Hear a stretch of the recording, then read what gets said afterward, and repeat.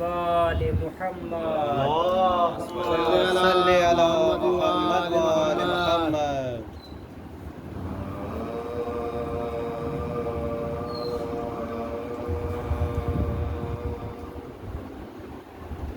بالکل غلط لکھا ہوا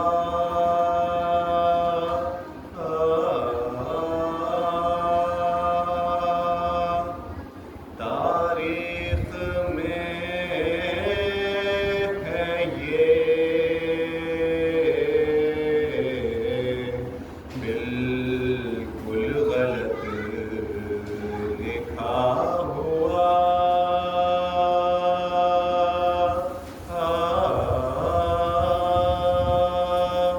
تاریخ میں ہے یہ ایک بادشاہ وقت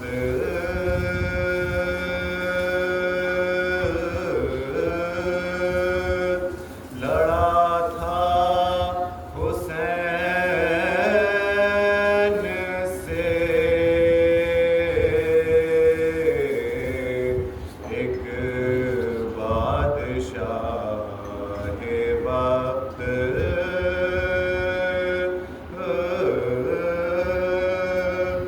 لڑا تھا حسین سے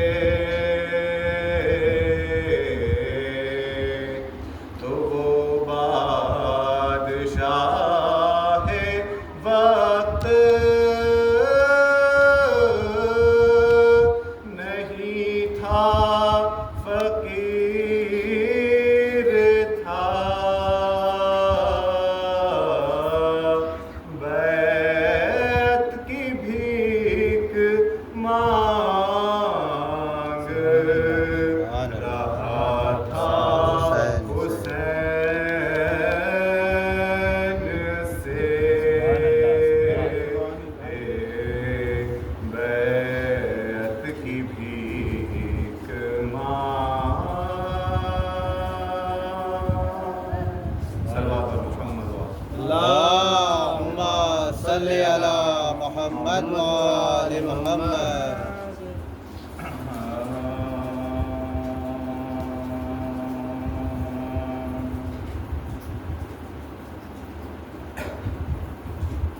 ٹوٹے ہوئے دلوں کا سہارا حسین ہے ٹوٹے ہوئے دلوں کا سہارا حسین ہے ڈوبے نہ جو کبھی وہ ستارہ حسین ہے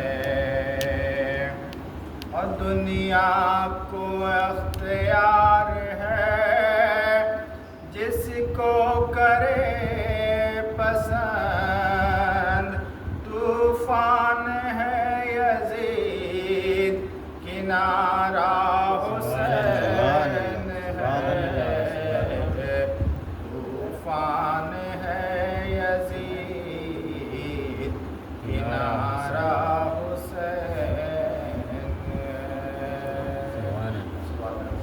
اللهم صل على محمد وآل محمد.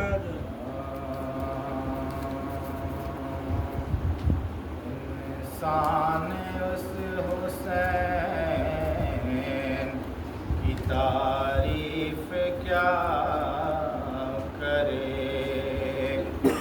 انسان اس حسین کی تعریف کیا کرے جس کے پدر نے کعبہ کو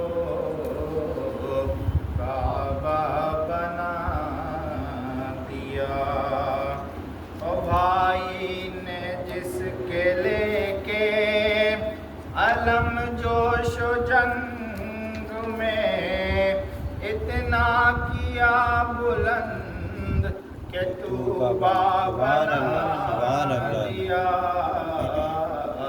انسان اس حسین کی تعریف کیا کرے. اللهم صل على محمد وآل محمد.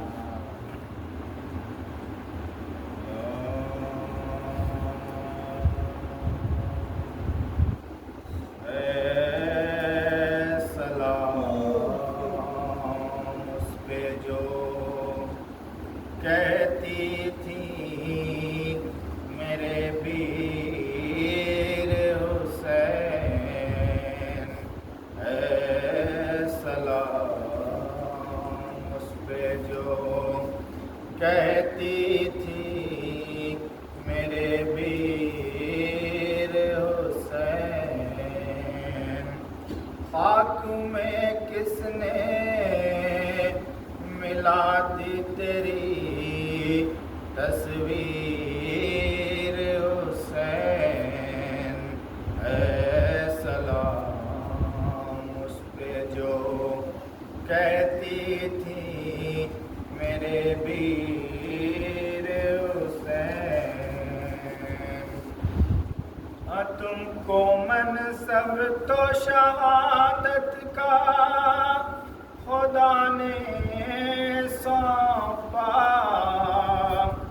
ہم کو قسمت نے دی زندان کی جاگیر حسین اے سلام اس پہ جو کہتی تھی میرے پیر حسین. اور تم تو پردیس میں سر اپنا کٹا کر سوئے, ننگے سر آئی ہے ملنے کو یہ ہمشیر حسین اے سلام اس پہ جو کہتی تھی میرے پیر حسین. اور رات دن ورد زباں تھا میرے بھائی بھائی, اب اخی کس کو کہے زینب دل کی حسین اے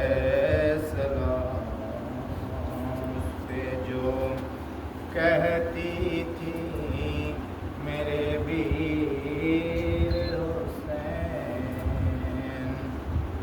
اور کان زخمی کیے در چھینے تماچے مارے, اس پہ رونے بھی نہیں دیتے ہیں بے پیر حسین اے سلام اس پہ جو کہتی تھی میرے پیر حسین.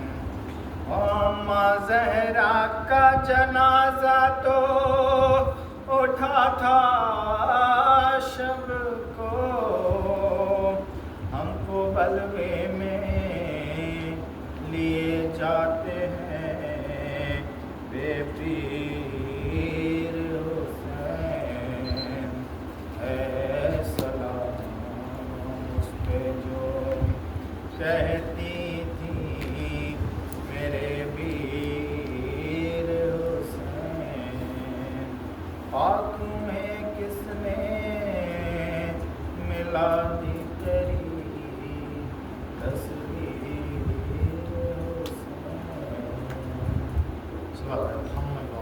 اللهم صل على محمد وآل محمد.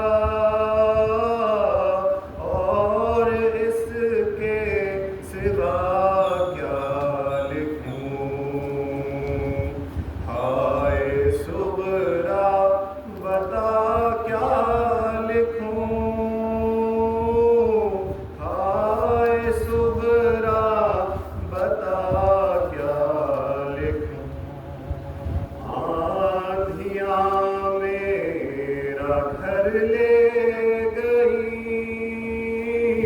میرے لفتے جگر لے گئی، میرا نور نظر لے گئی، میرا نور نظر لے گئی،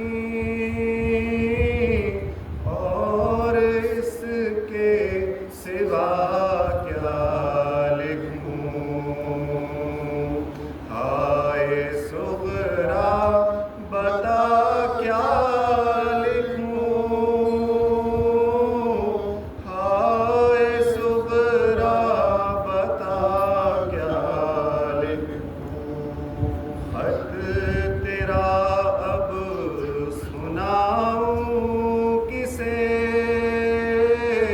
کون میری صدا پر اٹھے، شب کو جاگے ہوئے سو گئے، شب کو جاگے ہوئے سو گئے،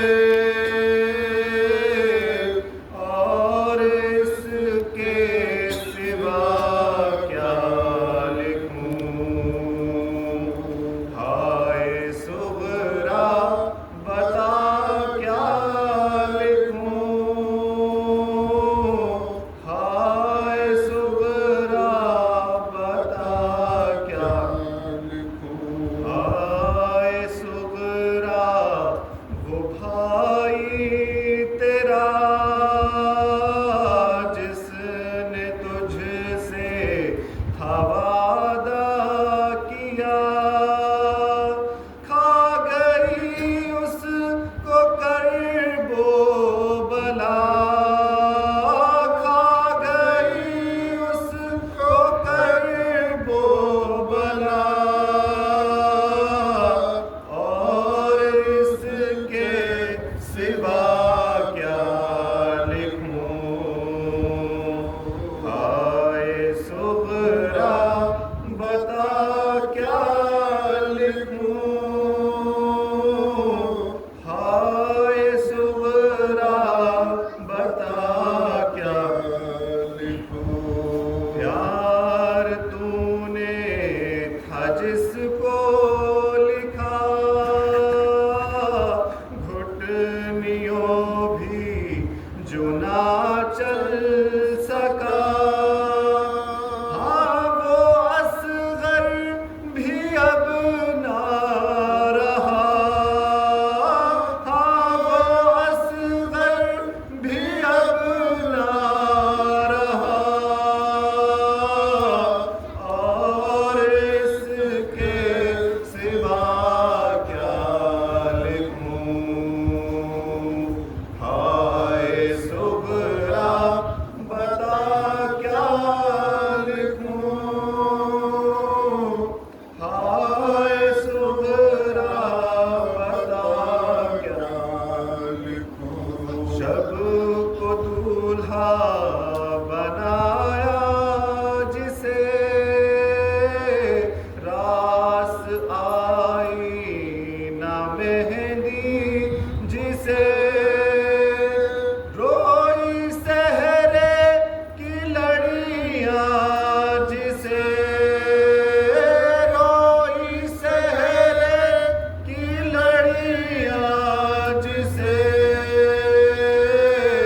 اور اس کے سوا کیا لکھوں، ہائے صغرا بتا کیا لکھوں، ہائے صغرا بتا کیا لکھوں، اب سکینہ کا حافظ خدا،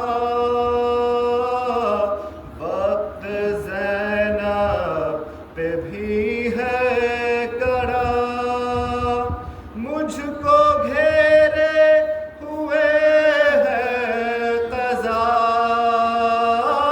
مجھ کو گھیرے ہوئے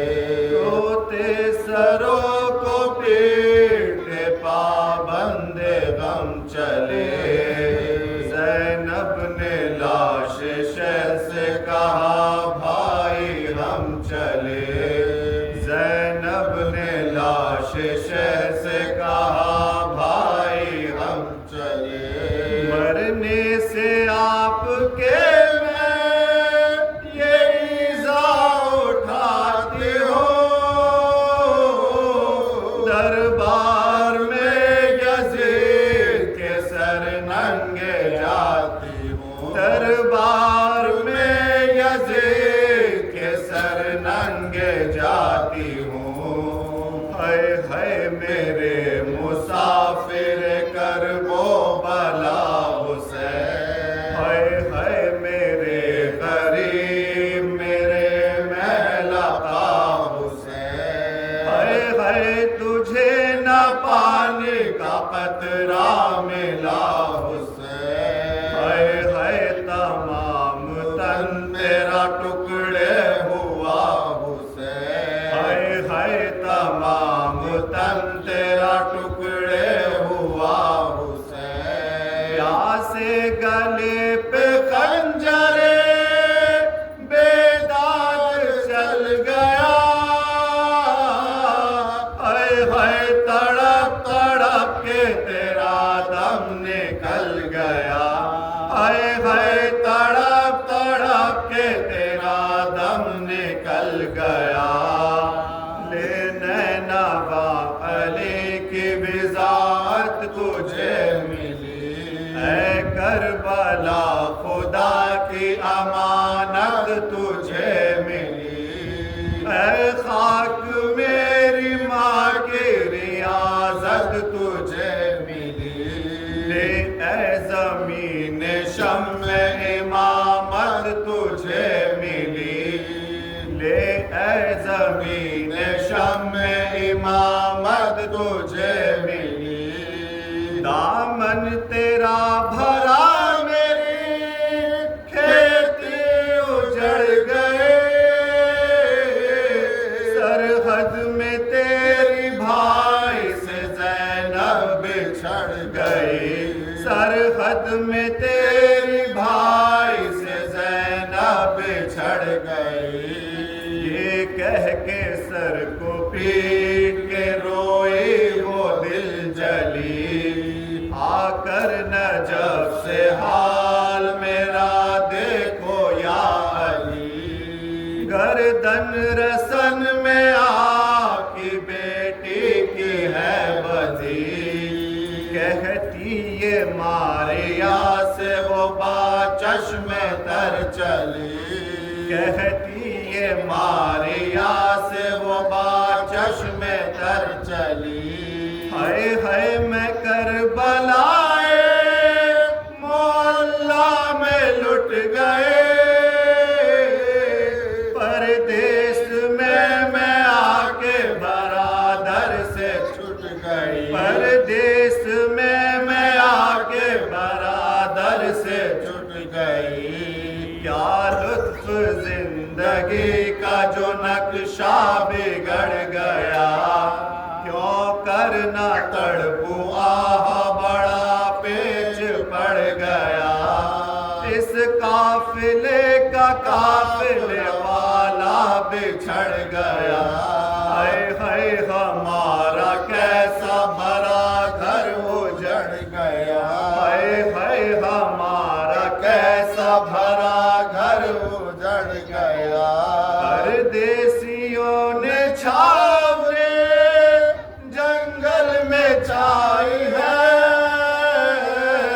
بھائی نے میرے ایک نئی بستی بسائی ہے، بھائی نے میرے ایک نئی بستی بسائی ہے، مہماں بولا کہ ہم سے دبا کے لائنوں نے، کیا کیا نہ ہم پہ زور و جفا کے لائنوں نے، کچھ بھی ذرا نہ شرم و حیا کے لائنوں نے، گردن قفا سے شہ کی جدا کے لائنوں نے، گردن قفا سے شہ کی جدا کے لائنوں نے، خیمہ جلا کے اہل ستم شاد ہو گئے،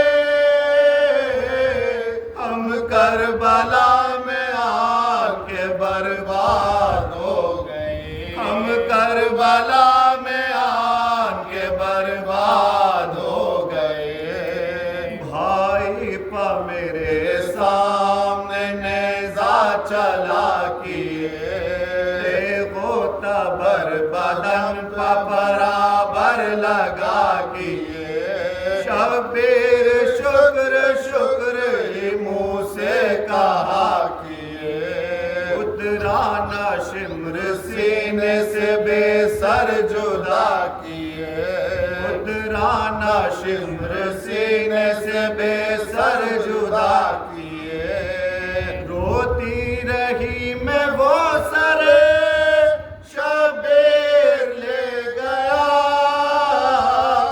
بھائی کی میرے خوب بھائی تصویر لے گیا بھائی کی میرے خوب بھائی تصویر لے گیا جب لٹ کے کربلا سے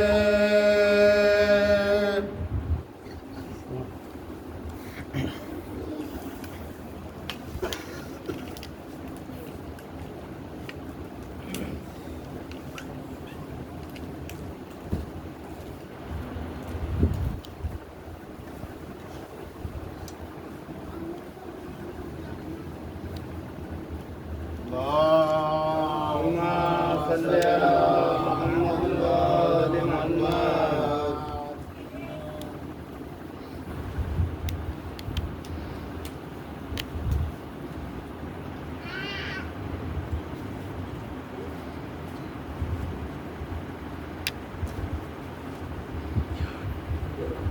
رحم الله من قرأ الفاتحة.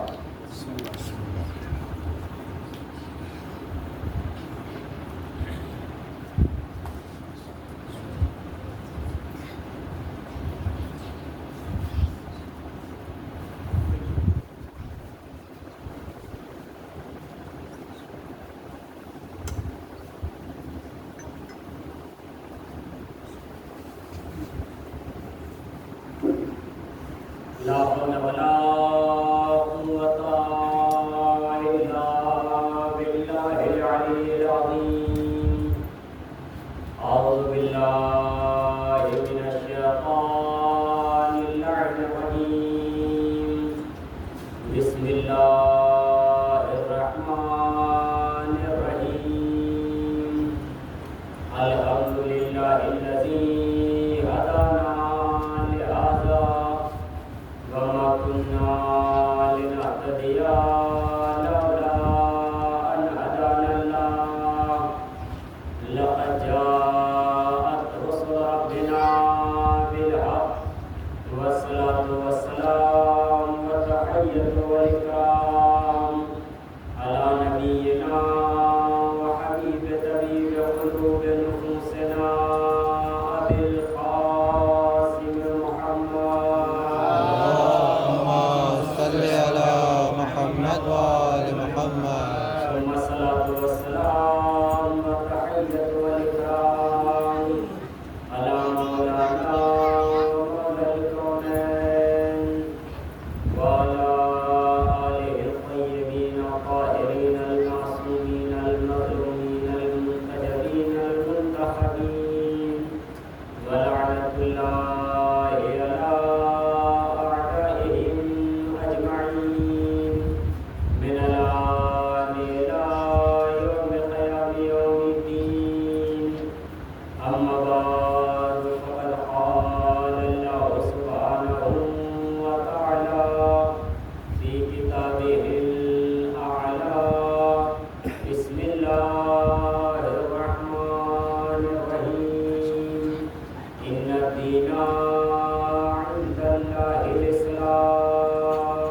صلوات اللهم صل على محمد وآل محمد. حضرات گزارش ہے ایک مرتبہ سورہ الحمد اور تین مرتبہ سورہ اخلاص کی تلاوت فرما کر مرحوم ستار حسین بن محمد حسین مرحومہ سجادی بیگم بنت سجاد حسین مرحومہ امیرزادی بیگم بنت وزیر الدین کی روح کو سارے سلام.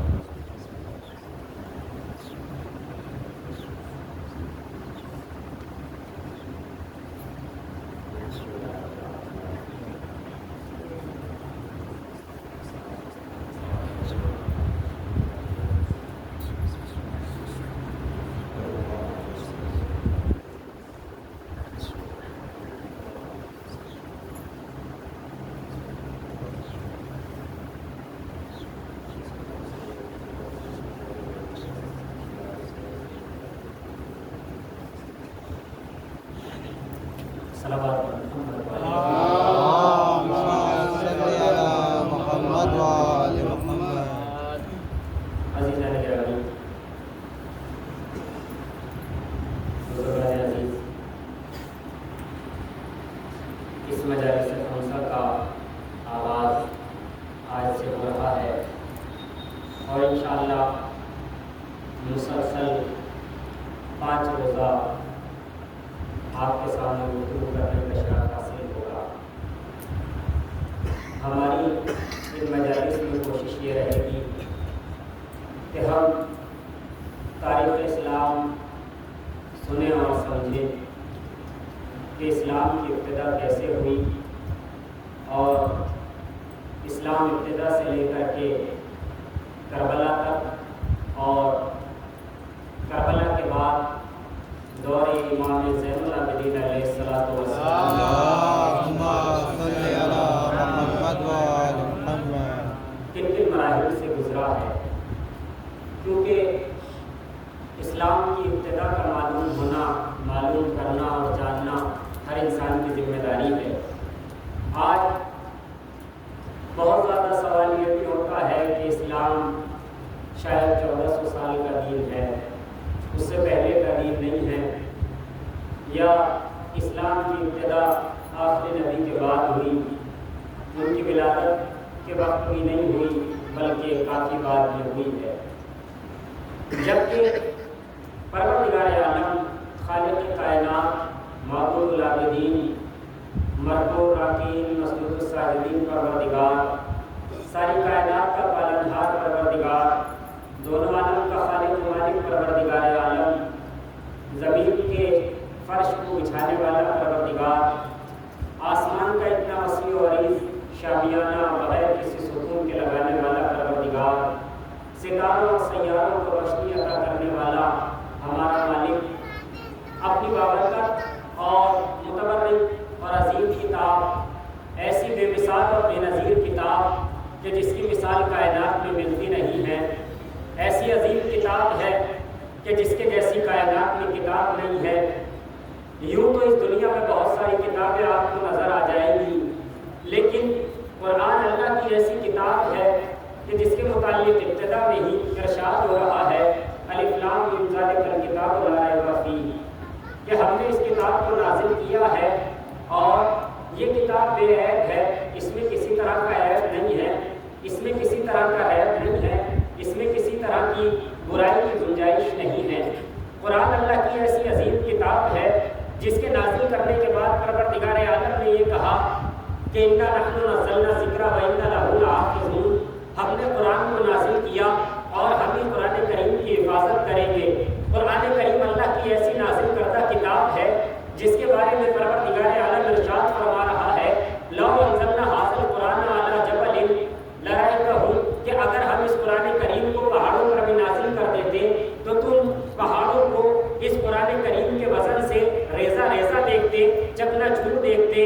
یہ قرآن اللہ کی ایسی عظیم کتاب ہے جس کے بارے میں پروردگار عالم ارشاد فرما رہا ہے کہ دیکھو ان کنتم فی ریب مما نزلنا علی عبدنا فاتوا بسورۃ من مثلہ وادعوا شہداءکم من دون اللہ ان کنتم صادقین فإن لم تفعلوا ولن تفعلوا فاتقوا النار التي وقودها الناس والحجارہ اعدت للکافرین، کہ دیکھو ہم نے اس قرآن کریم کو اپنے بندے کے اوپر نازل کر دیا ہے، اگر تم اس قرآن کریم کے بارے میں شک کرتے ہو تو اس قرآن کریم جیسا لے کر کے آ جاؤ. پھر پروردگار عالم نے کہا فاتوا بعشر سور مثلہ، اس قرآن کریم جیسے 10 سورے لے کر کے آ جاؤ. پھر پروردگار عالم نے کہا فاتوا بسورۃ من مثلہ، اس جیسا ایک ہی سورہ لے کر کے آ جاؤ. پھر پروردگار عالم نے کہا فاتوا بحدیث مثلہ، اس جیسی ایک آیت ہی لے کر آ جاؤ. لیکن نہ کائنات اس جیسی کتاب لا سکی، نہ اس جیسے 10 سورے لا سکی، نہ اس جیسا ایک سورہ لا سکی، نہ اس جیسی ایک آیت لا سکی.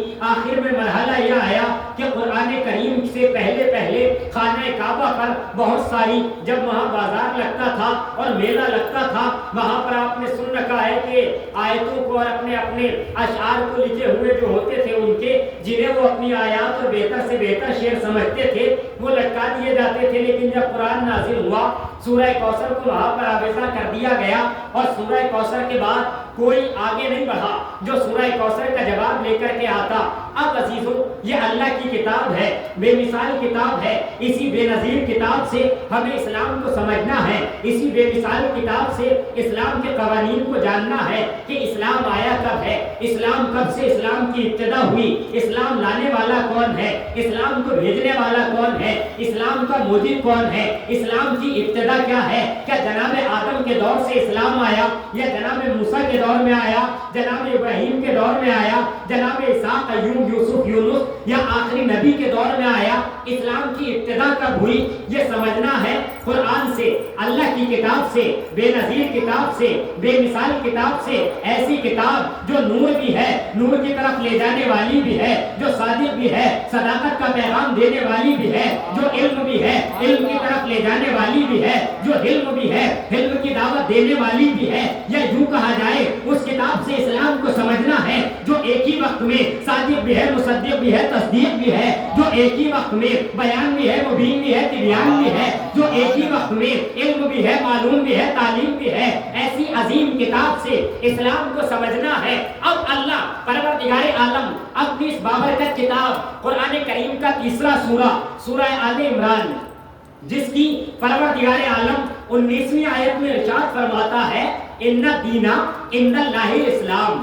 سب کو آیت الحمدللہ یاد ہے. آیت کا اس کا ترجمہ بھی عام طور سے افراد کو یاد ہی ہوتا ہے, مومنین کو سنتے رہتے ہیں کہ اللہ کے نزدیک دین جو ہے وہ اسلام ہے. اچھا اس آیت نے صاف صاف بتا دیا چاہے اپنی کوئی چار دیواری یا 4 اینٹوں کی منہیا بنا کر کے الگ کھڑا ہو جائے لیکن پروردگار عالم کی نظر میں وہ دین نہیں کہلائے گا. چاہے کوئی کتنا فرقہ بنا لے وہ دین نہیں کہلائے گا. اللہ نے یہ کہا ہے کہ ہماری نظر میں ایک ہی دین ہے اور وہ دین ہے صرف اور صرف اسلام. دین ایک ہی ہے. اب اسلام جب ایک ہی دین اللہ کی نظر میں ہے تو اس کا مطلب یہ ہے کہ اللہ نے ہی سارے نبیوں کو بھیجا ہے. سب سے پہلے پروردگار عالم نے کس نبی کو بھیجا؟ ہمارے یہاں کا بچہ نام بتا دے گا کہ حضرت آدم کو پروردگار عالم نے اس کائنات میں سب سے پہلے بھیجا. اور یہ اتفاق ہے کائنات کے ہر انسان کا کہ اس دنیا میں سب سے پہلے آنے والے انسان جناب آدم علیہ السلام ہے. سب اس پہ اتفاق رکھتے ہیں چاہے کسی قوم, کسی ملت, کسی قبیلے کا ہو. ہر انسان کہتا ہے کہ اللہ نے جناب آدم علیہ السلام کو اس کائنات میں بھیجا. اب پروردگار عالم نے جب آسمان سے جناب آدم کو اس دنیا میں بھیجا تو کیسے بھیجا وہ پورا واقعہ جناب آدم کا آپ کے اذان عالیہ کے حوالے ہے کہ اللہ نے یہ کہا تھا کہ میں نے اپنے دونوں ہاتھوں سے جناب آدم کا خمیر گوندا اور جناب آدم میں اپنی روح پھونکی اور سجدہ وغیرہ وہ سارے مراحل آپ کے اذان عالیہ کے حوالے ہیں. اچھا یہاں پہ پروردگار عالم نے جناب آدم کو اس دنیا میں بھیج دیا. جناب آدم کے بعد پروردگار عالم نے اور نبی بھیجے 1,23,999 انبیاء جناب آدم کے بعد پروردگار نے اس کائنات میں بھیجے. اب اگر انسان سوال کرے کہ اسلام کی ابتدا کیا ہے تو عزیزان گرامی بس اگر اختصار سے جواب دینا ہو تو یہی کہا جائے گا کہ آدم بھی مسلمان تھے, ابراہیم بھی مسلمان تھے, موسیٰ بھی مسلمان تھے. اور اس بات کی گواہی قرآن کریم کی آیات دیتی ہے. قرآن بار بار کہتا ہے کہ جناب ابراہیم علیہ السلام اپنے بیٹوں کو اور خود بھی جناب ابراہیم کے بارے میں قرآن کریم نے کہا کہ ما کان ابراہیم و یہودین ولا نصرانین ولکن کہ جناب ابراہیم علیہ السلام نہ یہودی تھے نہ نصرانی تھے بلکہ حنیفا مسلمہ. جناب ابراہیم خالص مسلمان تھے. یہ جناب ابراہیم کے بارے میں کہا جا رہا ہے قرآن میں کہ جناب ابراہیم مسلمان تھے. ادھر جناب نوح کے بارے میں بھی پروردگار عالم یہی کہہ رہا ہے کہ جناب نوح بھی مسلمان تھے. قرآن میں کہا جا رہا ہے, بارہا آیتیں آئی ہیں کہ جناب یوسف علیہ السلام بھی مسلمان تھے. جناب یوسف علیہ السلام پروردگار عالم سے دعا کر رہے ہیں کہ پروردگار عالم بلا توفنی, مجھے موت نہ دینا جب تک میں مسلمان نہ ہو جاؤں. جناب یوسف علیہ السلام دعا کر رہے ہیں. ادھر آپ دیکھیں جناب عیسیٰ علیہ السلام وہ بھی پروردگار عالم سے کہہ رہے ہیں، اور قرآن میں آیتیں ہیں انبیاء علیہ السلام، جناب موسیٰ علیہ السلام کیا کہہ رہے ہیں، اپنی اولاد کو جمع کرنے کے بعد کہہ رہے ہیں، جناب یعقوب کہہ رہے ہیں کہ فَلَا تَمُوتُنَّ إِلَّا وَأَنْتُمْ مُسْلِمُونَ۔ جناب یعقوب کتنا پرانا زمانہ ہوگا، اپنے بیٹوں سے کہہ رہے ہیں کہ اے میرے بیٹو تم جب تک نہیں مرنا، جب تک اسلام نہ لے آؤ، یعنی جب تم اس دنیا سے جاؤ تو مسلمان کی حالت میں جانا، اسلام لے کر کے آنا۔ یہ کون کہہ رہا ہے؟ جناب یعقوب۔ جناب یوسف علیہ السلام دعا کر رہے ہیں، جناب نوح علیہ السلام کو پروردگار عالم قرآن کریم میں مسلمان کہہ رہا ہے، اور یہاں تک کہ جناب جنہوں نے کعبہ بنایا ہے، جناب ابراہیم اور جناب اسماعیل علیہ السلام، انہوں نے کعبہ بناتے ہوئے کہہ رہے ہیں کہ پروردگار عالم ربنا وجعلنا مسلمین لک، پروردگار عالم ہمیں اپنا مسلمان بندہ بنا لے۔ اس کا مطلب یہ ہے کہ اسلام کی ابتدا جو ہوئی ہے وہ جناب آدم کے زمانے سے ہوئی ہے۔ ابراہیم بھی مسلمان تھے، نوح بھی مسلمان تھے، یعقوب بھی مسلمان تھے، یوسف بھی مسلمان تھے، اسماعیل علیہ السلام بھی مسلمان تھے۔ حد تو یہ ہے کہ جنہیں ساری کائنات بہت سارے ماننے والے ہیں، جناب عیسیٰ کتنے ماننے والے ہیں آج دنیا میں ان کے، لیکن قرآن کہہ رہا ہے جناب عیسیٰ علیہ السلام بھی مسلمان تھے۔ اچھا اب یہ مسلمان لفظ ہے کیا؟ یہ مسلمان کسے کہتے ہیں؟ کیا گوشت کھانے والے کو مسلمان کہا جاتا ہے، یا جسے کہا جائے کباب کھانے والے کو مسلمان کہا جاتا ہے؟ نہیں عزیزوں، جناب ابراہیم کہہ رہے ہیں کہ پروردگار مجھے اپنا مسلمان بندہ بنا لے۔ کب کہہ رہے ہیں؟ خانہ کعبہ بنا رہے ہیں دونوں باپ بیٹے، جناب ابراہیم جناب اسماعیل۔ جناب ابراہیم کون ہے؟ خلیل اللہ ہے۔ جناب اسماعیل کون ہے؟ ذبیح اللہ ہے، اللہ کے برگزیدہ انبیاء میں سے ہے۔ جناب ابراہیم شیخ الانبیاء ہے، جناب ابراہیم انبیاء کے بڑے نبیوں میں جناب ابراہیم کا شمار ہوتا ہے۔ یہ کہہ رہے ہیں پروردگار مجھے اپنا مسلمان بندہ بنا لے، نبی ہوتے ہوئے مسلمان ہونے کی دعا کر رہے ہیں کہ پروردگار ہمیں مسلمان بندہ بنا لے۔ اس کا مطلب یہ ہے کہ مسلمان ہونا کوئی ایسا نہیں ہے کہ کوئی اور بات ہے، بلکہ جب انسان مسلمان ہوتا ہے تو اس کے اوپر کچھ ذمہ داریاں آ جاتی ہیں۔ اگر ہم مسلمان ہو گئے تو ہماری ذمہ داریاں اور بڑھ گئیں۔ اچھا اب جناب ابراہیم دیگر انبیاء بھی یہ قرآن سے ثابت ہو گیا کہ یہ سب کے سب مسلمان تھے، لیکن جب یہ سب کے سب مسلمان تھے تو اسلام سب سے آخر میں ظاہر کیوں ہوا؟ پیغمبر اکرم کو اللہ نے سب سے آخر میں بھیجا۔ اچھا جب پروردگار عالم نے جناب ابراہیم علیہ السلام کو یا جناب عیسیٰ علیہ السلام کو اس دنیا میں بھیجا، بھیجنے کے بعد پروردگار عالم نے آخر میں آخری نبی حضرت محمد مصطفیٰ صلی اللہ علیہ وسلم اس کائنات میں بھیجا۔ اچھا بھیجنے کے بعد پروردگار عالم نے اپنے آخری نبی کو اسلام کا اعلان کرنے کے لیے خاموش رکھا۔ کب تک خاموش رکھا؟ سب جانتے ہیں 40 سال تک۔ ہر فرقہ اس بات کی گواہی دیتا ہے کہ پیغمبر 40 سال تک خاموش رہے، اور حقیقت بھی ہے خاموشی کا مطلب یہ ہے کہ اعلان نبوت نہیں کیا۔ اعلان نبوت کب کیا آپ نے؟ 40 سال کی عمر کے بعد۔ 40 سال کے جب آپ ہو گئے اس کے بعد آپ نے اعلان نبوت کیا کہ میں بھی نبی ہوں۔ عزیزوں جبکہ یہ نبی ہر انسان کہتا ہے سب سے افضل ہے، جب سب سے افضل ہے تو جناب عیسیٰ علیہ السلام نے تو اپنی نبوت کا اعلان کب کیا؟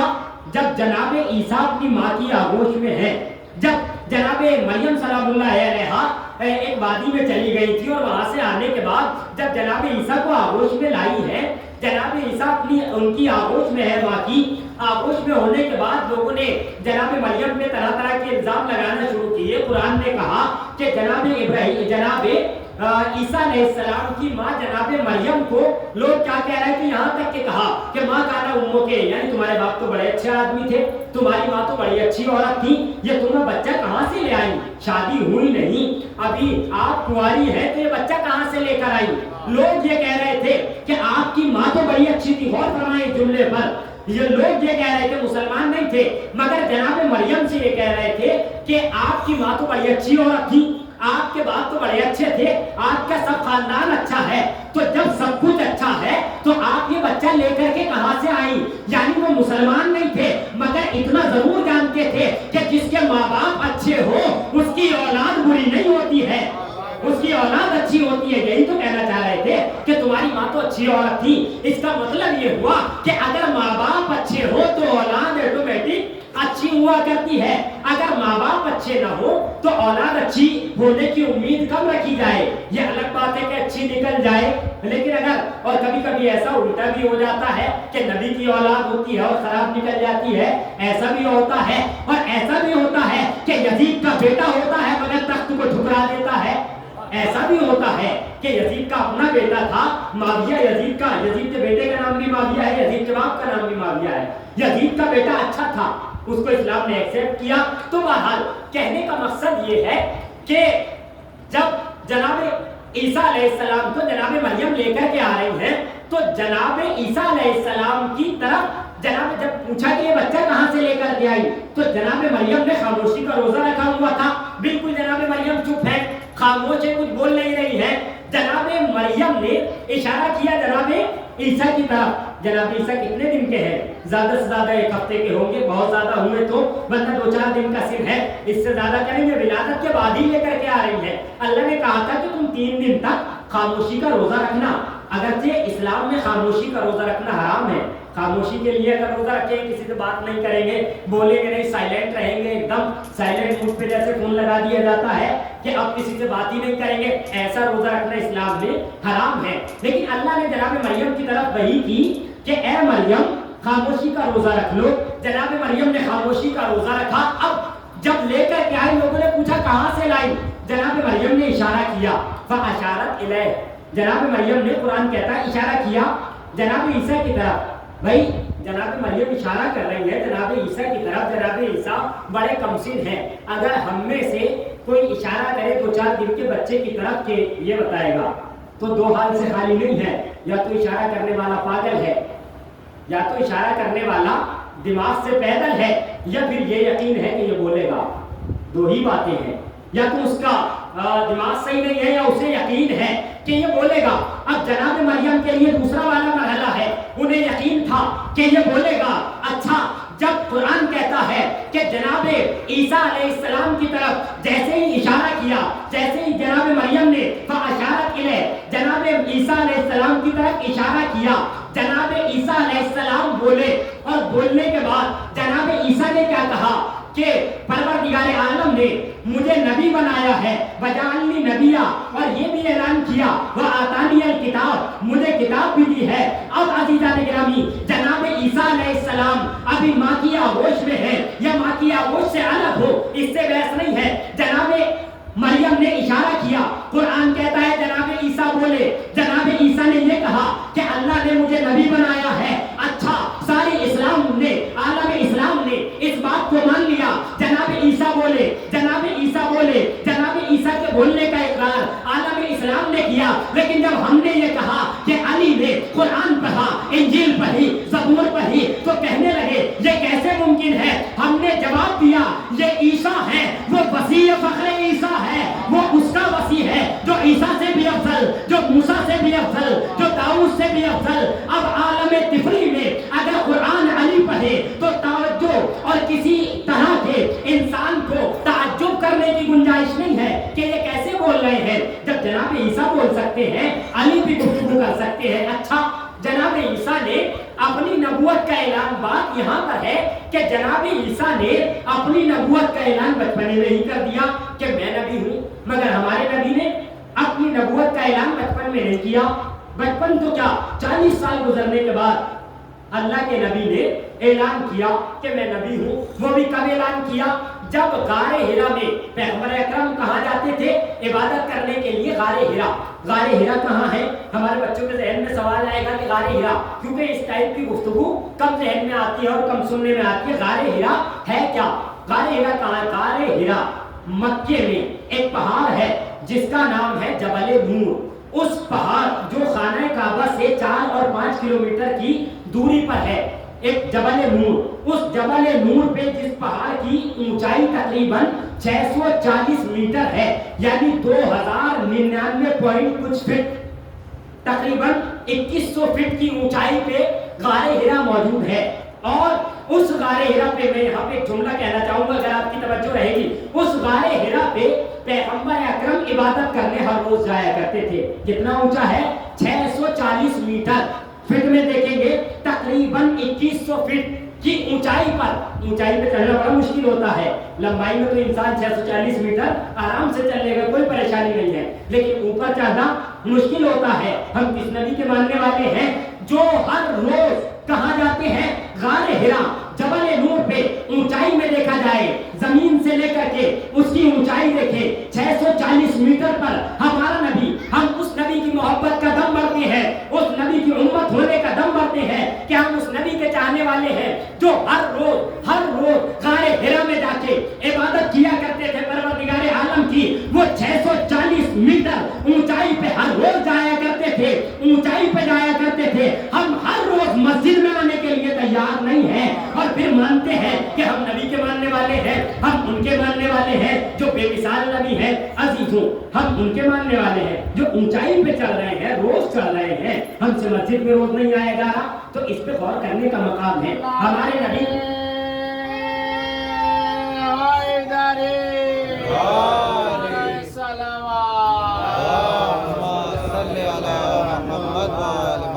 اس اونچائی پہ جا کے آپ عبادت کیا کرتے تھے پروردگار عالم کی, جبل نور پہ جا کے. اب جب وہ موقع آیا کہ پیغمبر وہیں میں عبادت کر رہے ہیں, اب عبادت کرتے کرتے جناب جبرائیل امین علیہ السلام آپ کے پاس نازل ہوئے. اب قرآن کریم کی اللہ کی جانب سے پہلی وحی نازل ہو رہی ہے. کیا نازل ہوئی؟ قرآن کریم کا 96 نمبر کا سورہ, جسے سورہ علق کہا جاتا ہے.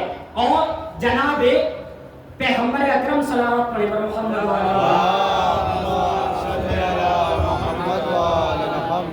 پہلی وحی نازل ہو رہی ہے آپ کے اوپر. جناب جبرائیل آئے اور آ کر کے کہا اقرا بسم ربک الذی خلق, خلق الانسان من علق, اقرا وربک الاکرم الذی علم بالقلم, علم الانسان ما لم یعلم. یہ قرآن کی پہلی آیتیں جو نزول کے اعتبار سے, یوں تو اگر ہم ابتدا سے دیکھیں تو سورہ ہم آج کی جو ترتیب ہے قرآن کی, اس میں سورہ ہم سب سے پہلے ہے, لیکن سب سے پہلے آیت نازل جو ہوئی وہ سورہ اقرا جو 96 نمبر کا سورہ 30ویں پارے میں موجود ہے. اس کی آیتیں 5 آیتیں نازل ہوئی پیغمبر اکرم پہ سب سے پہلے. اب جب یہ آیتیں پیغمبر اکرم پہ نازل ہوئی, اچھا اب بعض لوگ یہ کہتے ہیں کہ پیغمبر اکرم پہ شق الصدر کا واقعہ پیش آیا, یعنی سینے کو ان کے چاک کیا گیا اور ایسا ہوا ویسا ہوا, وہ تمام واقعہ. یہاں تک لوگ بیان کرتے ہیں شق الصدر کا یعنی پیغمبر کے اگر آج کی لینگویج میں کہے تو 4 مرتبہ کم سے کم آپریشن کیا گیا. یہ عالم اسلام بیان کرتا ہے. ایک مرتبہ کب؟ جب عالم اسلام بیان کرتا ہے کہ جب آپ 4 سال کے تھے تب ایسا کیا گیا, جب دائی حلیمہ کے یہاں پل رہے تھے آپ, تب لوگ بیان کرتے ہیں کہ ایسا کیا گیا کہ ان کے سینے کو چاک کیا گیا. جناب جبرائیل آئے اور آ کر کے ان کے سینے کو چاک کیا, چاک کر کے ان کا دل نکالا. پوری تاریخ پڑھ کے آئے ہوں گے الحمدللہ بخاری شریف سے اور صحیح مسلم سے, صحیح بخاری سے. اس میں لکھا ہوا ہے, انس ابن مالک سے روایت ہے باب فضائل پیغمبر اکرم میں, اس میں لکھا ہوا ہے کہ پہلی مرتبہ 4 سال کی عمر میں شق الصدر کیا گیا. اس میں پیغمبر اکرم کا جناب جبرائیل آئے, پیغمبر اکرم کھیل رہے تھے بچوں کے درمیان, دائی حلیمہ کے اور بھی بچے تھے, پیغمبر اکرم بھی تھے. اس وقت جناب جبرائیل آئے, 4 سال کا سن تھا, آپ کا سینہ چاک کیا, سینہ چاک کرنے کے بعد دل نکالا اور ایک تشت میں رکھا جو آسمان سے تشت لے کر آئے تھے, اور آب زمزم سے آپ کے دل کو پورا دھویا. یہ سب لکھا ہوا ہے, آپ کے دل کو پورا دھویا اور ایک ٹکڑا جو آپ کے دل میں تھا اس ٹکڑے کو نکالا اور نکال کے پھینک دیا اس کو.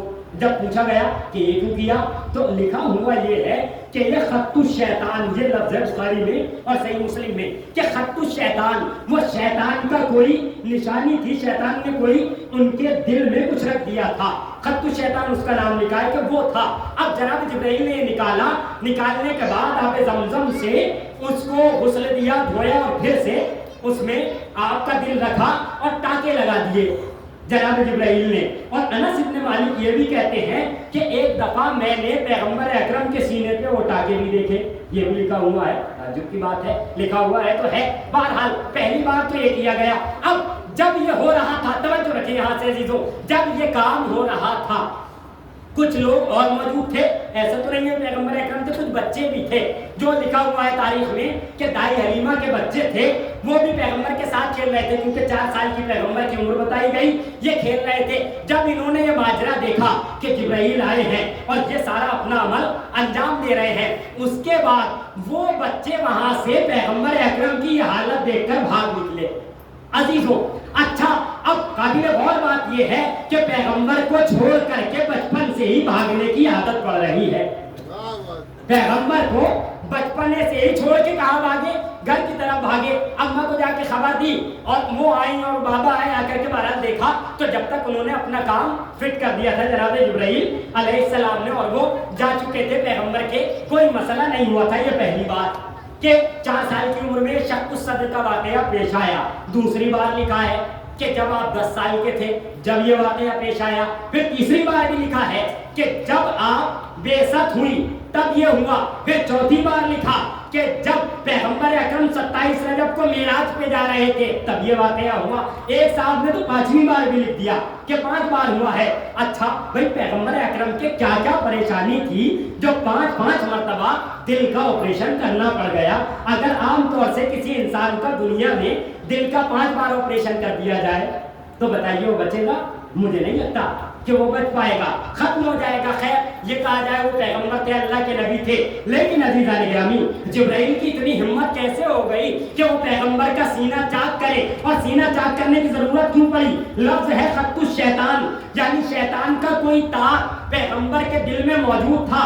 اگر ہم یہ مانتے ہیں تو پیغمبر کی عصمت خطرے میں پڑ جائے گی اگر یہ مانا جائے، کیونکہ اسلام یہ کہتا ہے، قرآن یہ کہتا ہے کہ پیغمبر معصوم ہیں، یہ بے مثال ہیں، انہیں اللہ نے ابتدا سے ہی کامل بنا کے بھیجا ہے۔ یہ زمین پہ آ کر نبی نہیں بنے، 40 سال کی عمر میں نبی نہیں بنے، نبوت کا اعلان ہوا ہے۔ نبی فرماتے ہیں کنت نبیا وآدم بین الماء والطین، ارے میں تو جب سے نبی تھا جب آدم آب و گل کے درمیان تھے، یعنی آدم کا ابھی پتلا بھی نہیں بنایا گیا تھا، میں جب بھی نبی تھا۔ اگر یہ ساری باتیں مان لی جائیں یہ پیغمبر کے نقائص کی ذمہ داری آئے گی، اگر ان کو مان لیتے ہیں۔ لہٰذا یہ اسرائیلیات میں سے بتایا گیا ہے کہ اسرائیلیات یعنی وہ روایات کہ جو، کیونکہ اسرائیل کسے کہا جاتا ہے؟ جناب یعقوب علیہ السلام کی کچھ باتیں میں اپنے جوانوں کے لیے ہو سکتا ہے نہیں ہو۔ اور پہلی بات سنیں، اسرائیل کسے کہا جاتا ہے؟ اسرائیل وہ نہیں جو اسرائیل آج والا ہے، جناب یعقوب کی اولاد کو اسرائیل کہا جاتا ہے، جو ان کے بہت سارے ماننے والے تھے اور جو یہودی وغیرہ تھے، نصارہ وغیرہ تھے، وہ کیا کرتے تھے جب مسلمان ہوئے تو انہوں نے دیکھا اسلام میں تو گھاٹا ہی گھاٹا نظر آ رہا ہے، کیونکہ جب مال جمع کر کے آئے تھے پیغمبر کہتے تھے کہ تم زکات دو، پیغمبر کہتے تھے خمس دو، اب انہیں لگتا تھا ہمارا گھاٹا ہو رہا ہے تو یہ لوگوں میں جا کر کے ادھر کی بھی باتیں بیان کرتے تھے ادھر کی بھی باتیں بیان کرتے تھے۔ تو ان لوگوں نے ایسا کیا کہ ایسی روایتیں گھڑنا شروع کی، اور عجیب عجیب لوگ ہیں جو پیغمبر کے دور میں 2 سال کے بھی نہیں تھے، ان سے روایتیں لی گئی ہیں اور ان سے روایتیں لے کر کے کتابیں بھر دی گئی ہیں اور انہیں صحیح نام دے دیا ہے عالم اسلام نے۔ بہرحال اب پیغمبر اکرم کے شق الصدر کا واقعہ پیش آیا جو لوگ مانتے ہیں، لیکن حقیقت میں یہ کوئی واقعہ پیش نہیں آیا، کیونکہ پیغمبر اکرم کا دل جو دھویا جا رہا ہے وہ آب زمزم سے۔ آب زمزم ہے کیا پتا ہے؟ سب جانتے ہیں آب زمزم کی اوقات اور پیغمبر اکرم کا مرتبہ کہاں۔ آب زمزم کیا ہے؟ جناب اسماعیل کے پیروں سے نکلا ہوا پانی کو آب زمزم کہا جاتا ہے۔ میرے پیغمبر کا مقام کہاں؟ جناب اسماعیل کا مقام کہاں؟ میرے نبی کی منزلت کہاں؟ جناب اسماعیل کہاں؟ یا یوں کہا جائے میرا نبی اس مقام پہ فائز ہے کہ جناب اسماعیل کیا ان کے والد جناب ابراہیم علیہ السلام بھی میرے آخری نبی کے پسینے سے خلق ہوئے ہیں۔ میرے نبی کا پسینہ گرتا جاتا تھا، ایک ایک نبی بنتا چلا جاتا تھا۔ ہمارے نبی کا تو یہ مقام ہے، اب ان کا دل اس پانی سے دھویا جائے ہمارے لیے بہت اہمیت رکھتا ہے۔ آب زمزم ہمارے لیے بڑا پانی ہے اور عظیم پانی ہے، لیکن پیغمبر اکرم کے آگے کوئی اوقات اور کوئی حیثیت نہیں ہے۔ پیغمبر اکرم کی ذات کہاں، جناب اسماعیل جناب ابراہیم کا مقام کہاں؟ ان کا مقام اعلیٰ، ان کا مقام ان کی برابر نہیں ہو سکتا ہے۔ لہٰذا اب میں عرض کر رہا تھا کہ پیغمبر اکرم جب غار حرا میں تھے، غار حرا میں پیغمبر پر غار اسے کہتے ہیں کہ جو گفا ٹائپ کی ہوتی ہے ایک، اس میں جگہ بنی ہوئی ہوتی ہے، اس کے اندر جا کے انسان تنہائی میں عبادت کیا کرتا ہے. پیغمبر بھی اس میں عبادت کیا کرتے تھے. اب جب اللہ کے نبی وہاں عبادت کیا کرتے تھے، لوگ پیغمبر اکرم سے پوچھتے تھے، آپ بتاتے تھے کہ میں اللہ کی عبادت کرنے جاتا ہوں. جب یہ سورہ علق کی پہلی 5 آیتیں نازل ہوئی، پیغمبر اکرم اب اتر کے جب وہاں سے آئے، اور اتر کے آنے کے بعد پیغمبر اکرم کی بیست کے بعد، دیکھیے بیست کسے کہا جاتا ہے؟ بیست بھی لفظ ہم بہت سنتے ہیں کہ بیست کیا ہے؟ بیست اس کو کہتے ہیں کہ پیغمبر اکرم جو پیغام خاموشی سے 40 سال تک پہنچا رہے تھے، وہ پیغام علل اعلان جب پہنچانے لگے تو پیغمبر کی بیست ہو گئی، یعنی مبعوث بے رسالت. اب اللہ نے یہ کہا کہ اب کھل کر یہ پیغام پہنچاؤ. جب ایک آیت اور نازل ہوئی پیغمبر اکرم پہ قرآن کریم کی، وَانذِرْ عَشِيرَتَكَ الْأَقْرَبِينَ وَانذِرْ عَشِيرَتَكَ الْأَقْرَبِينَ، کہ اے میرے نبی اپنے قرابت داروں کو ڈراؤ. ڈرانے سے مراد یہ نہیں ہے جیسے آج کوئی کسی کو دھمکا دے کہ ایسا کر دوں گا ویسا کر دوں گا، اگر نہیں کیا تو یہ مراد نہیں ہے. مراد یہ ہے کہ انہیں بشارت دو، باتیں بتاؤ کہ حق کیا ہے، باطل کیا ہے، صحیح کیا ہے، غلط کیا ہے. پیغمبر اکرم نے جب یہ آیت نازل ہوئی، اب پیغمبر اکرم اس آیت کے نازل ہونے کے بعد آیت میں کیا؟ وَانذِرْ عَشِيرَتَكَ الْأَقْرَبِينَ، اے میرے نبی اپنے قرابت داروں کو ڈراؤ. قرابت داروں میں جو سب سے قریب، اقرب کا لفظ ہے اقربین. اقرب اور قریب میں بڑا فرق ہے. قریبی تو بہت سارے ہو سکتے ہیں، کوئی بھی ملنے جلنے والا ہو انسان کا قریبی ہو جاتا ہے، لیکن اقرب کہا جاتا ہے جو سب سے نزدیکی ہو، جو بالکل رشتہ دار ہو، چچا تائے ان کے بچے یہ ہو، یہ اقربین میں آتے ہیں. اپنی اولاد وغیرہ یہ وغیرہ یہ اقربین میں سب سے نزدیکی میں. اب جب یہ آیت نازل ہوئی، اچھا یہ آیت نازل کہاں ہوئی؟ مکے میں نازل ہوئی، کیونکہ پیغمبر مکے میں رہ رہے ہیں. سب سے پہلے آپ کی زندگی مکے کی زندگی ہے، پیغمبر مکے میں ہے. اچھا اس آیت کے نازل ہونے کے بعد پیغمبر آئے کہاں؟ پیغمبر آئے جناب ابو طالب کے پاس. آ کر کے کہنے لگے کہ چچا جان آج اللہ کا یہ حکم آیا ہے کہ اپنے رشتہ داروں کو حق کی دعوت ہو، انہیں ڈراؤ، اللہ کے عذاب وغیرہ سے انہیں ڈراؤ. کہا بھتیجے کیا حکم ہے؟ کہا حکم یہ ہے اللہ کا کہ اب دعوت کی جائے. اب دعوت ذوالعشیرہ وہ ساری ہوئی، آپ کے ذہن میں واقعہ ہے، سن رکھا ہے آپ نے دعوت ذوالعشیرہ. لیکن جب یہ مسئلہ آیا کہ اپنے قرابت داروں کو ڈراؤ، تو اب دعوت ہونی ہے. اب دعوت کہاں کی گئی؟ سب کو پتا ہے جناب ابو طالب کے گھر. بھائی جناب ابو طالب کے گھر کیوں دعوت کی جا رہی ہے؟ اللہ کا اپنا گھر نہیں ہے، اللہ کا اپنا گھر موجود ہے. خانہ کعبہ اللہ کا گھر موجود ہے، لیکن اللہ اپنے گھر کے ہوتے ہوئے جناب ابو طالب کے گھر یہ دعوت کروا رہا ہے. اسلام کی پہلی دعوت ہے، کفر و ایمان کی پہلی دعوت ہے، لیکن ہو کہاں رہی ہے؟ عالم اسلام ابھی بھی خاموش رہتا ہے. اللہ کا اپنا گھر موجود ہے. اللہ کیوں نہیں کہتا اپنے نبی سے کہ پہلی دعوت کرنی ہے خانہ کعبہ میں کرو، جبکہ بہت دور جناب ابو طالب کا گھر نہیں ہے خانہ کعبہ سے کہ صاحب پیغمبر 100-200 کلومیٹر کی دوری پر ہو، آیت نازل ہوئی ہو تو ابو طالب کے گھر میں دعوت ہو جائے. پاس میں ہی اللہ کا گھر موجود ہے. اللہ کہہ رہا ہے کہ اب گھر میں یہ پیغمبر کہہ رہے ہیں کہ ابو طالب کے گھر دعوت ہوگی. اب دعوت کا انتظام کہاں کیا گیا؟ جناب ابو طالب کے گھر انتظام کیا گیا. ہم نے عالم اسلام سے پوچھا کہ یہ کیوں ہو رہا ہے؟ ابو طالب کے گھر دعوت کیوں ہو رہی ہے؟ اب ذرا غور فرمائیں اس جملے پر کہ ابو طالب کے ہی گھر دعوت کیوں ہو رہی ہے؟ خانہ کعبہ میں کیوں نہیں ہو رہی؟ مسجد بن چکی ہے، مسجد الحرام بن چکی ہے، خانہ کعبہ موجود ہے، وہاں پہ دعوت کر لی جائے. لوگوں نے جواب دیا کہ بھائی کعبے میں اس لیے دعوت نہیں کی کہ وہاں پہ بت موجود تھے، ابھی کعبے کو بت سے پاک نہیں کیا گیا تھا. اس کا مطلب یہ ہے کہ جناب ابو طالب کے گھر میں بت موجود نہیں تھے، بت دعوت میں جناب ابو طالب کے گھر میں رکھے نہیں تھے. یہ کہنا پڑے گا کہ رحمان کے گھر میں بت موجود تھے. عمران کا گھر بتوں سے پاک تھا، عمران کا گھر بتوں سے پاک تھا. اب عالم اسلام کیسے کہہ دیتا ہے، نہ جانے کیسے کہتے ہیں کہ جناب ابو طالب معذاللہ ثم معذاللہ کافر تھے. اما سب سے پہلی دعوت اسلام کی ہو رہی ہے جناب ابو طالب کے گھر میں، پہلی دعوت ہو رہی ہے. اب پہلی دعوت کیسے ہوئی؟ اللہ نے پیغمبر اکرم کو حکم دیا. اللہ کے نبی نے جناب ابو طالب سے کہا، بس گفتگو تمام کر رہا ہوں، جناب ابو طالب سے کہا کہ کیونکہ آگے کی منزل میں کل مجھے یہیں پہ دعوت ذوالعشیرہ کو پورا کر کے کل آگے کی منزل میں جانا ہے کہ اب دعوت کی جائے. دعوت ہوئی, جناب مطالب نے انتظام کیا, مولا کائنات نے سب کو بلایا, 40 لوگوں کو تقریباً بلایا. اب جناب ابو طالب نے کہا یا علی تمہاری ذمہ داری لوگوں کو بلانا ہے. اب ایسا جناب ابو طالب نے یا علی کہا کہ آج تک دنیا یا علی کہہ رہی ہے. ایک مرتبہ جناب ابو طالب نے ایسا یا علی کہا کہ آج تک ساری کائنات کو یا علی یاد ہے. اسی لیے کہتے ہیں کہ ہر پیر ہر جوان نے کہا یا علی مدد, ہر پیر ہر جوان نے کہا یا علی مدد. صلوات پڑھیں محمد و آل محمد.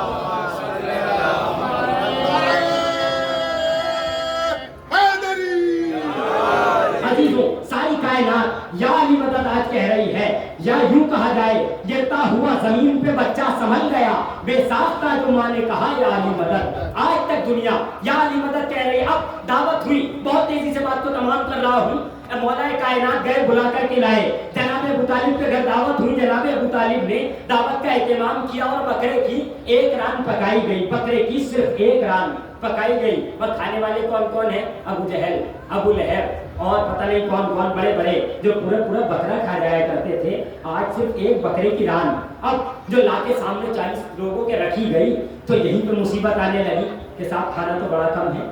آنے لگتی ہے آفت بعض لوگوں کو کہ ہم تو 40 لوگ ہیں, اور وہ بھی کیسے کیسے لوگ جو 40 لوگ پورا اونٹ کھا جائیں, ایسے لوگ ہیں. اب کہا یہ تو بڑا معاملہ کم ہے. جناب ابو طالب نے کہا تم بسم اللہ کرو, تم کھاؤ, اللہ کا نام لے کر کے کھاؤ. کہا نہیں ہو سکتا ہے. ہم نے ابو جہل کہنے لگا جناب ابو طالب سے ارے ہم نے ایسا موجود ہے جو پورا بکرا کھا جاتا ہے. کہا تم کھاؤ تو صحیح, میرے بھتیجے نے اپنے ہاتھ سے اس کو مس کر دیا ہے, اور میرے بھتیجا جس چیز کو اپنے ہاتھ سے مس کر دے قیامت تک اس میں کمی نہیں آئے گی. تم کھاتے چلے جاؤ گے, یہ کم نہیں ہوگا. اور عزیزوں روایت یہاں تک کہتی ہے کہ یہ کھانے والے کھاتے چلے گئے مگر جب کھا کے اٹھے تو جیسا ابتدا میں کھانا رکھا تھا انتہا میں بھی ویسا کا ویسا ہی بچا ہوا تھا. اب یہ کیسے کھا کے اٹھے. اب پیغمبر اکرم نے اچھا وہاں پہ الگ مسئلہ ہوا تھا, ہمارے یہاں الگ ہے, ہمارے یہاں پلٹ دیا گیا ہے.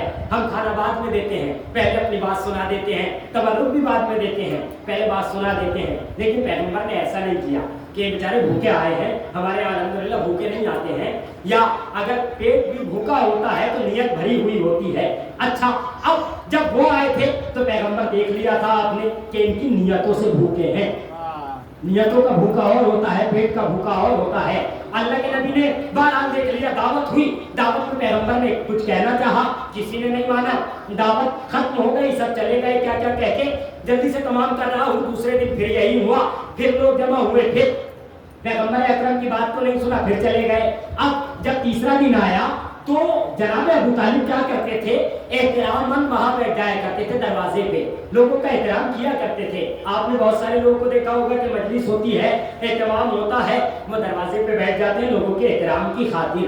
یہ جناب ابو طالب کی سنت ہے جو بہت سے لوگ ادا کیا کرتے ہیں کہ جا کر کے میزبان کا احترام کرنا چاہیے. لیکن میزبان ابو جہل جیسا نہیں ہونا چاہیے, ابو لہب جیسا نہیں ہونا چاہیے. میزبان ہونا چاہیے تو جناب ابن عباس جیسا مہمان ہونا چاہیے, پیغمبر کے اور چچاؤں جیسا جو حق پر تھے ویسا مہمان ہونا چاہیے. لیکن تیسرے دن جب نبی نے کچھ کہنا چاہا, اب پھر یہ کھڑے ہو گئے, اور کھڑے ہو کے جیسے ہی سوچا کہ اب ختم کیا جائے, جناب ابو طالب آج تیسرے دن بیچ میں آ گئے تھے. جیسے ہی ابو جہل کھڑا ہوا فوراً گریبان میں ہاتھ ڈال لیا جناب ابو طالب نے کہ اب بیٹھ جاؤ, اب تم سے نہیں اٹھا جائے گا. اچھا جناب ابو طالب میں ظاہری طور پر بہت طاقت نہیں تھی, جیسے کہ حضرت علی میں بھی ظاہری طور پر بہت طاقت نہیں تھی. آپ نے یہ بھی سنا ہوگا کہ جب مولا روٹی توڑا کرتے تھے تو گھٹنے پہ روٹی کا نوالا بنا کے کھایا کرتے تھے. یہ نارمل مولا علی کا مرحلہ تھا. بہت طاقت ہر وقت مولا علی میں نہیں تھی, لیکن جب کہیں میدان میں جاتے تھے تو قوت ربانیہ آ جاتی تھی.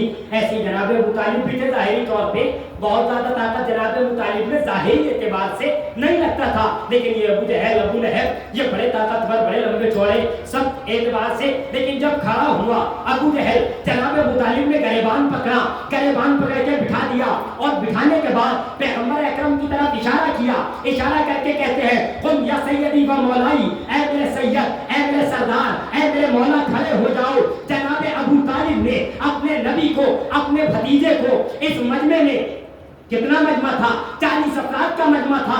مجمع اکٹھا کر کے کس نے دیا تھا؟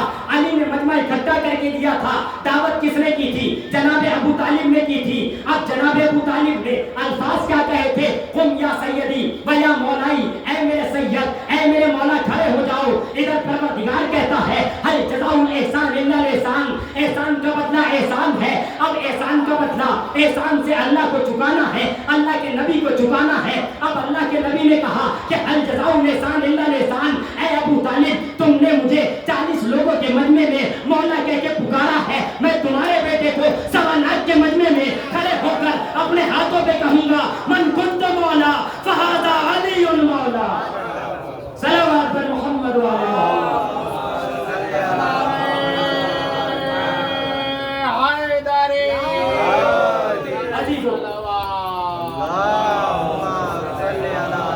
جناب ابو طالب نے مجمع دیا، علی نے مجمع دیا، کہاں؟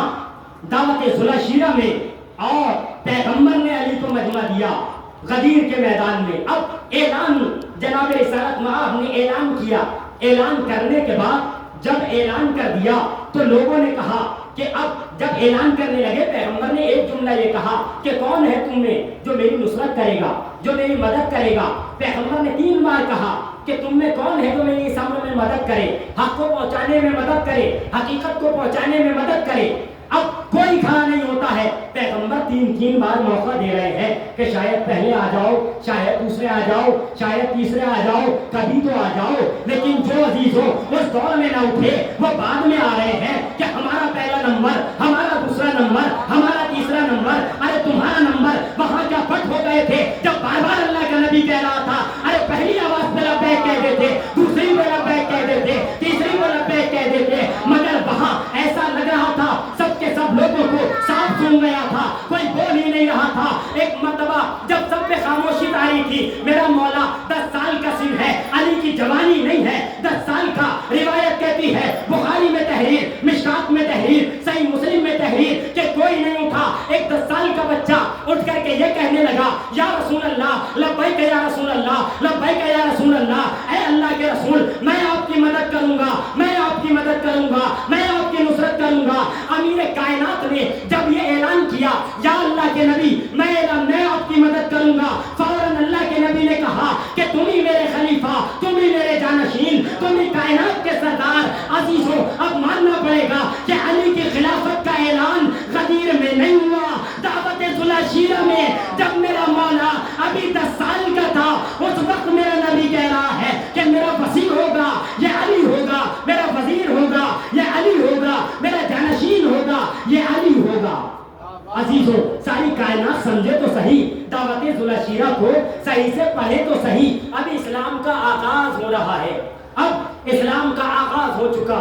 اللہ کے نبی نے بات کو پہنچا دیا، اللہ کے نبی کی بات پہنچ گئی کہ اب وانذر عشیرتک الاقربین، اور اللہ کے نبی نے جب کہا کہ اب اسلام دین ساری کائنات میں پہنچایا جائے گا، دین اسلام ساری کائنات میں پھیلنے لگا۔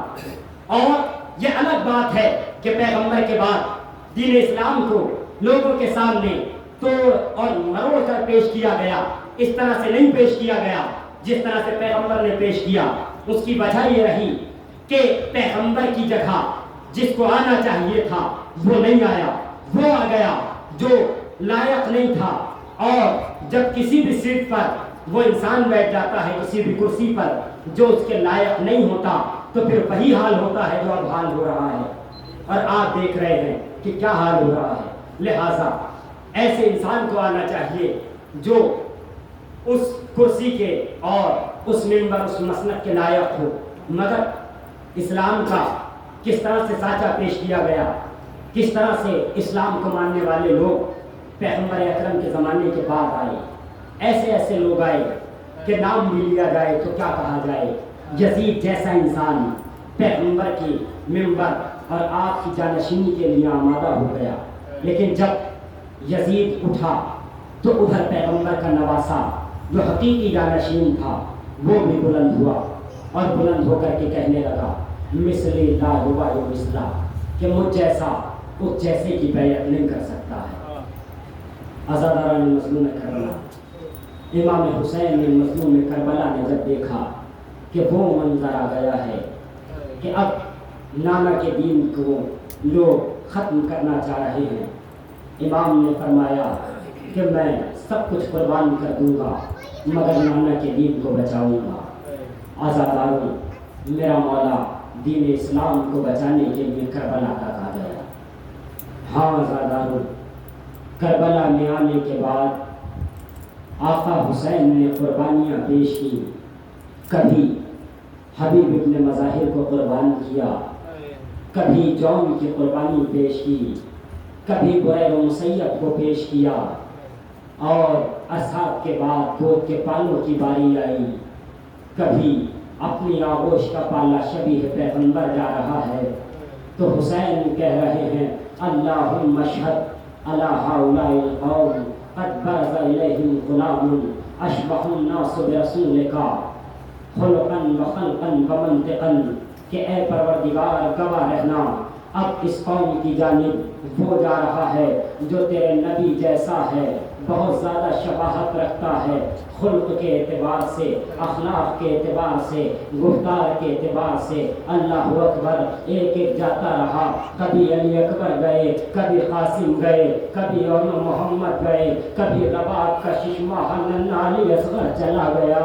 اللہ اکبر، ہاں آزاداران مظلوم کربلا سب تو شہید ہونے کے قابل تھے، جناب محمد گئے تھے، آزاداروں تلوار چلائی ہے، جناب علی اکبر گئے تھے، ظالموں کو تہے دیکھ کیا، مگر آزاداروں جب یہ رباب کا 6 مہینے کا مجاہد میدان جنگ میں جا رہا ہے تو یہ اس قابل بھی نہیں ہے کہ اب خود میدان جنگ میں چلا جائے۔ حسین اپنے ہاتھوں پہ لے جا رہے ہیں، لے جا کے کہتے ہیں اے ظالموں، اس بچے کی ماں کا شیر خشک ہو گیا ہے، مگر آزاداروں کسی نے رحم نہ کیا، علی اصغر کے تیر مارا، ننھے مجاہد کی شہادت ہو گئی۔ اللہ اکبر، آزاداروں جناب علی اصغر کی شہادت پڑھنے کا موقع نہیں ہے۔ اللہ اللہ، آزاداروں شہادت کے بعد ہر بی بی جب سب شہید ہو گئے، خیمے جلا دیے گئے، آزاداروں کوئی بی بی ادھر سے ادھر جاتی تھی، اس خیمے سے اس خیمے جاتی تھی، مگر روایت کہتی ہے کہ جب خیمے جل رہے تھے ایک بی بی تھی جو اپنے برقعے کا دامن پھیلائے ہوئے خیمے جل رہے تھے، مگر جلتے خیموں میں کچھ بھی نہیں تھی، کچھ سمیٹ رہی تھی۔ راوی کہتا ہے وہ بی بی علی اصغر کی دکھیاری ماں رباب تھی جو اپنے ننھے مجاہد کے گہوارے کی لکڑیاں سمیٹ رہی تھی۔ آزاداروں جناب رباب اپنے ننھے مجاہد کے گہوارے کی جلی ہوئی لکڑیوں کو اٹھا رہی تھی۔ اللہ اکبر، اپنے ساتھ ساتھ لے گئی، اور آزاداروں جب جناب رباب کو گنج شہیدہ سے گزارا جا رہا تھا، ہر بی بی رو رہی تھی اپنے شہید پر، لیکن جناب رباب جب لاشیں حسین پہ پہنچی ہیں قریب جا کر کے کہا اے میرے سید و سردار، میں آپ کا لاشا اس تپتی دھوپ میں چھوڑ کے جا رہی ہوں، میں آپ سے وعدہ کرتی ہوں کبھی سائے میں نہ بیٹھوں گی۔ اللہ اکبر، آزاداروں اب منزل یہ آئی کہ جناب رباب کبھی دھوپ میں نہیں بیٹھتی، کبھی سائے میں نہیں بیٹھتی، ہمیشہ جناب رباب دھوپ میں بیٹھی ہے۔ روایت کہتی ہے کہ ایک دن مولا سجاد قریب آئے، قریب آ کے کہنے لگے اے اماں کب تک دھوپ میں بیٹھو گی، ارے کب تک دھوپ میں رہو گی؟ جناب رباب کہتی ہے ارے جب ہم کربلا سے چلے تھے میرے سید و سردار، میرے آقا کا لاشا تپتی دھوپ میں پڑا تھا، ارے میں کیسے چھاؤں میں چلی جاؤں، مگر اللہ اللہ، امام سجاد نے جب دیکھا دھوپ بہت سخت ہے، ایک مرتبہ کہا اے اماں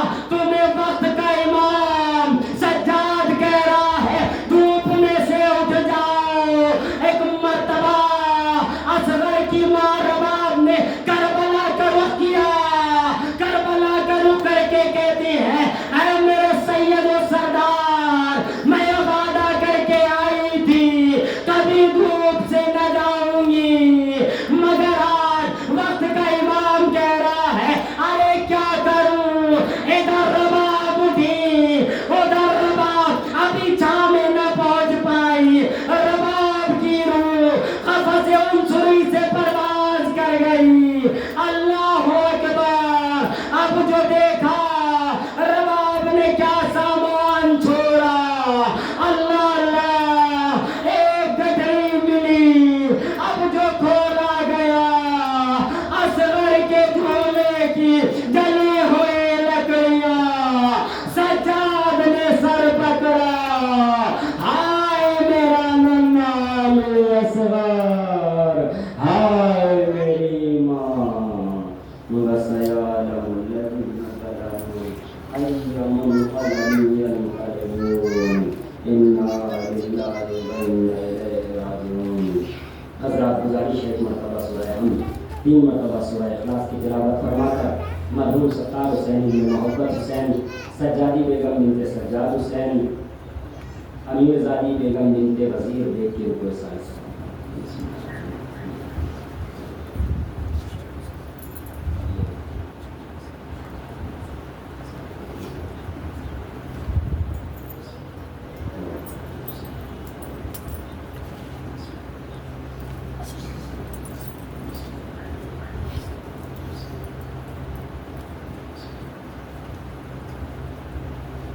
ستار حسین بن محبت حسین، سجادی بیگم بنت سجاد حسین، امیر زادی بیگم بنت وزیر بیگ کی رکوع ثانی. مادر حسین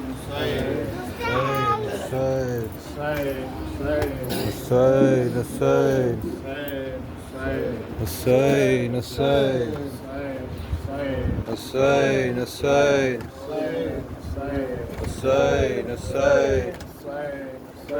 حسین حسین حسین حسین حسین حسین حسین حسین.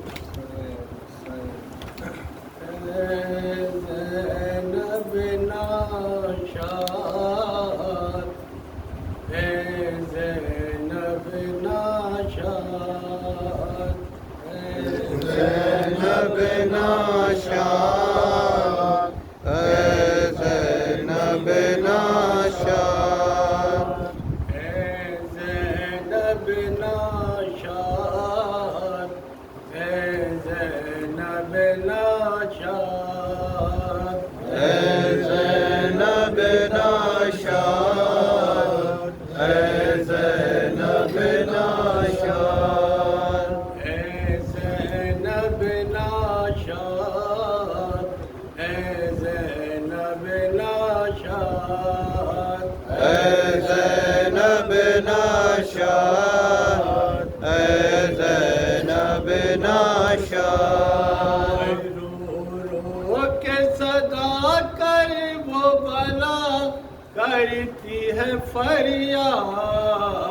اے زینب ناشاد، اے زینب ناشاد، اے زینب ناشاد، اے زینب ناشاد. اے سب یاور و انصار مجھے چھوڑ گئے ہیں. عباس بہن میری کمر توڑ گئے ہیں. اکبر بھی ضعیفی میں نظر چھوڑ گئے ہیں. اکبر بھی ضعیفی میں نظر چھوڑ گئے ہیں.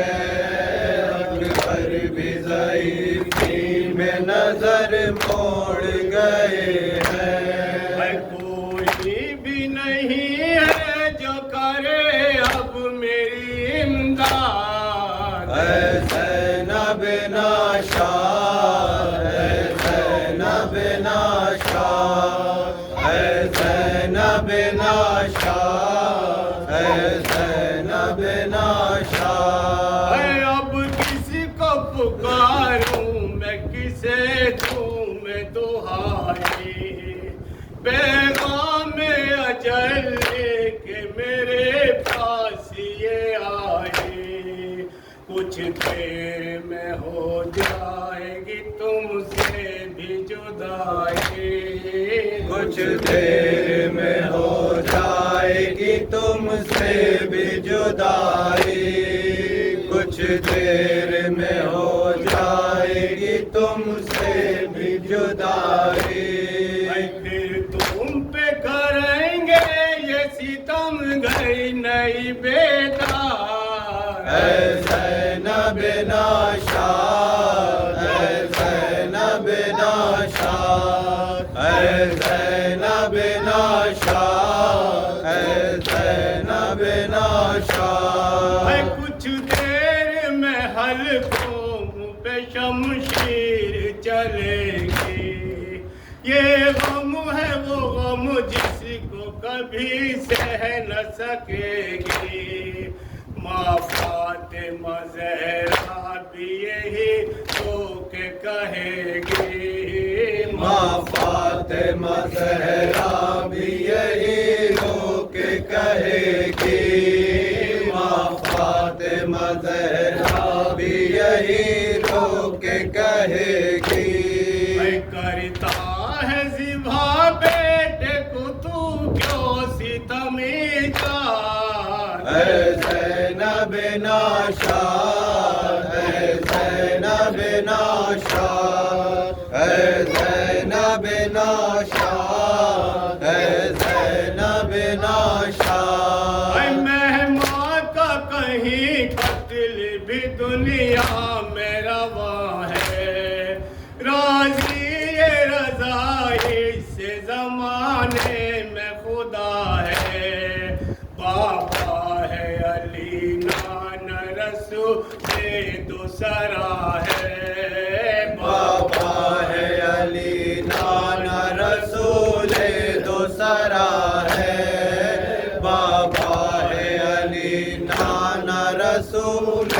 دوسرا ہے پیاسے کے گلے پر نہ چلا اب چھری جلا اے زینب ناشاد اے زینب ناشاد اے زینب ناشاد اے زینب ناشاد دیکھے گی تو نیزے پہ بھی بھائی کا کٹا سر پھر بات میرے خیمے جلائیں گے ستمگر اے میری بہن سر پہ نہ رہ پائے گی چادر اے میری بہن سر پہ نہ رہ پائے گی چادر اے میری بہن سر پہ نہ رہ پائے گی چادر یہ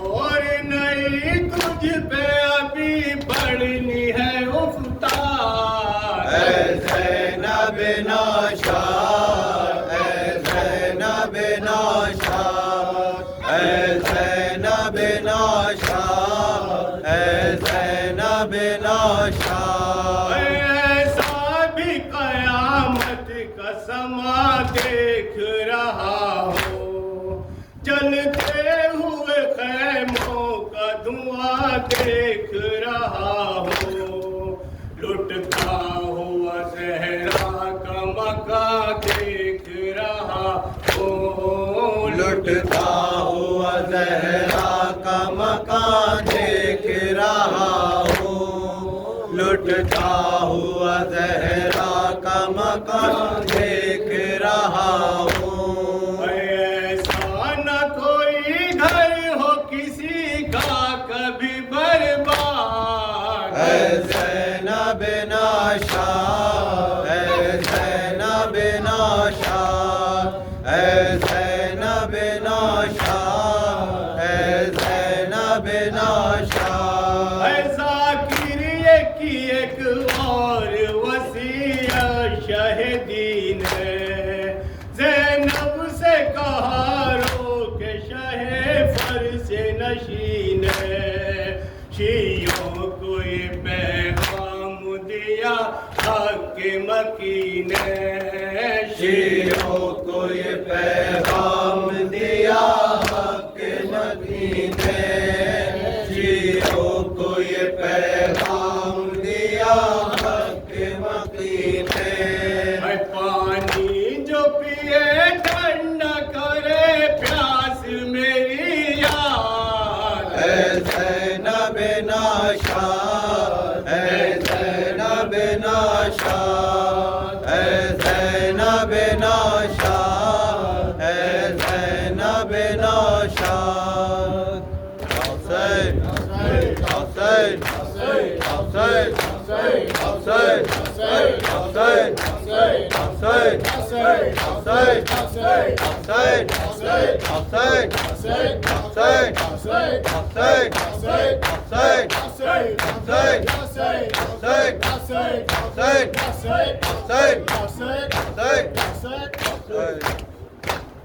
السلام علیکم یا برکت اللہ، السلام علیکم یا رسول اللہ، السلام علیکم ورحمۃ اللہ وبرکاتہ، السلام علیکم یا غریب الغرباء، السلام علیکم یا معین الفقراء والفقراء، السلام علیکم یا شمس الشموس، السلام علیکم یا نفس النفوس، السلام علیکم یا سلطان العرب والعجم یا ابی حسن علی بن موسی الرضا، السلام علیکم ورحمۃ اللہ وبرکاتہ، السلام علیکم یا مولانا یا صاحب العصر والزمان الامان والامان، السلام علیکم یا خلیفۃ الرحمن، السلام علیکم یا مظہر الایمان، یا امام الانس والجان، رضی اللہ تعالی فرجک وصال اللہ تعالی مخرجک بزہوکا، السلام علیکم ورحمۃ اللہ وبرکاتہ۔ مومنین حضرات، انشاءاللہ کل ٹھیک 8:30 بجے مجلس شروع ہو جائے گی۔ تمام مومنین سے گزارش کہ وقت کا خیال رکھتے ہوئے مسجد میں تشریف لائیں۔